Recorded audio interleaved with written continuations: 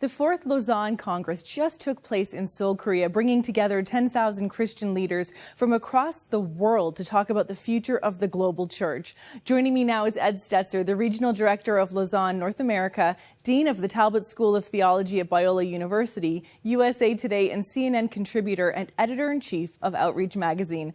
Welcome to 100 Huntley Street, Ed. Thank you for having me.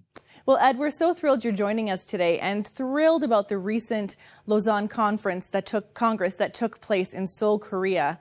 But for our viewers who don't know about this movement, can you tell us a bit of the history behind it? Yeah, sure. So the Lausanne movement kind of dates back to, a few decades ago. So there was a desire, as maybe missions and evangelism had waned in some of the world, there was a desire to put that back on the forefront. And so Billy Graham, well known, of course, and John Stott, also well known, but perhaps lesser known. He was a British leader. They brought together a group of leaders. There were pre-meetings, then a meeting in Lausanne, Switzerland. That's where the name comes from. So it's named after a city in Switzerland. So from the Lausanne gathering, the full title of the organization is the Lausanne Committee for World Evangelization, which tells you part of what the focus is. It's to gather global Christians to advance the gospel around the world. And so there were a series of congresses. This is the fourth Congress. The most recent one was in Cape Town in 2010. And of course, this was in Seoul, Korea, which really speaks to, probably in a helpful way, how Christianity is now global in so many ways. And now Asia is leading the way. For example, Korean missionaries. Korea is now the second largest mission sending country in the world. So we gathered together there to do what the writer of Hebrews says. We provoked one another to love and good deeds. So ultimately, we might join Jesus on his mission in the world. Something that Pastor Daniel Im said was that, something that he really captured at Lausanne is that missions are no longer from the West to the rest, which is a saying, but it's everyone to everyone. And you probably saw that in action at the conference over the 7 days while you were there, uniting global church leaders, hearing about how to share the gospel message with people across the world. One of the things you focused on was identifying 25 gaps in the Great Commission. Tell us a bit more about that. Yeah, I think it's important to think of the mission as polycentric. It has many centers, many sending places. We were in Korea and we heard the story of the Korean church and how going from persecution, from non-existence to persecution to the thriving church, but also acknowledging some of their own current struggles where it becomes now a mission-sending country. And we were moved. One night was just built around the history of the Korean church and Korean church's global engagement and mission.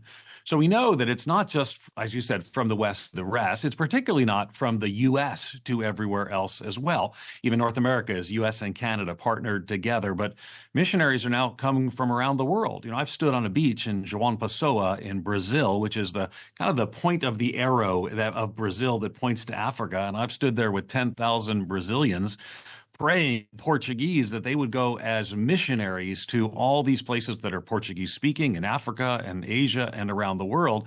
But again, and one of the larger mission sending countries now is Brazil. So now the mission is from everywhere and to everywhere. It's a polycentric mission.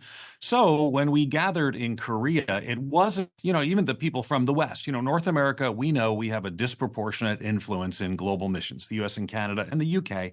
have a disproportionate influence in global missions. But even there, we didn't seek to be the choir director. We were voices in the chorus. And so we were listening to leaders from Sri Lanka. We were listening for leaders in Africa and Asia and all around the world. And we were learning from them, just as we could help and give guidance and instruction. They gave us help, guidance, and instruction as well. And so that's what the global church looks like today. And it's a far cry from where Christians first gathered. In 1910, there was a gathering in Scotland, at Edinburgh. And John Armott, who was kind of a little bright figure of his day, said, let's gather everybody to reach the world for Christ. And it was overwhelmingly Westerners. Well, today, it's a different world, and God is on the move all around the world, and we get to join him on mission with partners, men and women from every tongue, tribe, and nation. There were over 200 nations and territories represented there, kind of a picture of that Revelation 7 vision of heaven, men and women from every tongue, tribe, and nation. Incredible. And God moved so mightily at the Congress. Tell us more about how you saw God impact the hearts of those Christian leaders who were attending. Yeah, I think on more than one occasion, we saw people just taking the time to pray and to weep. For example, we were just deeply moved. At one point, because there was special emphasis on Korea and North Korea, which is quite appropriate in that setting. And at one point, they played a video graphics of the secret prayers of underground believers in North Korea. At another point, persecution was the theme. They actually had people from the 50 leading persecuted countries in the world would come up. We had to turn off our cameras, who would come up and pray for their country by name. They'd hold a sign, pray for their country by name. In many cases, people from those countries as well. And so the persecution theme it was a strong and powerful presence, and I think an important part of the conversation. In the U.S. and Canada, we live in remarkably free times. I'm not saying it's not always easy. I'm saying there's not a hassle at times. I'm not saying there aren't challenges.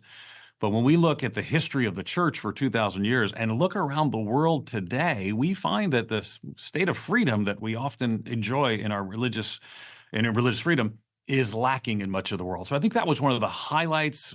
I might even say lowlights, but it actually challenged us to pray for the persecuted church and to stand with those who were persecuted. It certainly is. And as we understand that we are a global body serving God, it becomes more apparent that our brothers and sisters are suffering in persecution. We need to rise with them and pray for them. Ed, when you share about what you saw in Seoul, there's just this impression of incredible unity among believers from across the world together at Lausanne Congress there. And I'm wondering what role you think unity plays in fulfilling the Great Commission. Yeah, I think it's important. I think unity doesn't mean uniformity, too. There were disagreements that were there as well.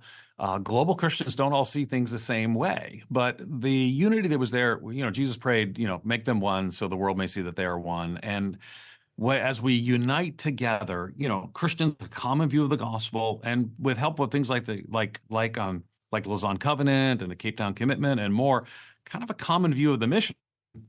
It enables us to come together. Christians, when they come together for unity's sake, it doesn't generally actually produce unity. When they come together around the mission and they're united on what they're doing, showing and sharing the love of Jesus with a common view of the scriptures and a common view of the gospel, it actually brings them together. So I'm encouraged that even though, again, there were some disagreements, several of us, I wrote an article encouraging a clearer view on evangelism in some statements. Others kind of spoke up differently about different things, but we left knowing that we were in this together. And being in this together means that we need sisters and brothers who are engaging the Pokot in Africa, the Quechua and the highlands of Peru, the Iban in Malaysia, the Quebecois, and the rural parts of America and Canada and all around. So we're on a common mission. We can't do this alone. And one of the opening talks was the very four scary words, I don't need you. We don't ever say those words. We need one another, because the work of Christ continues as we partner together for the cause of the gospel. Well, Ed, thank you so much for that encouraging word and for all you are doing to help the global church rise up and stay strong for all God wants to do through them into the world. Ed, we are so thankful for what you do at the Lausanne movement and for this time we've had with you today. Thank you for being with us. Thank you.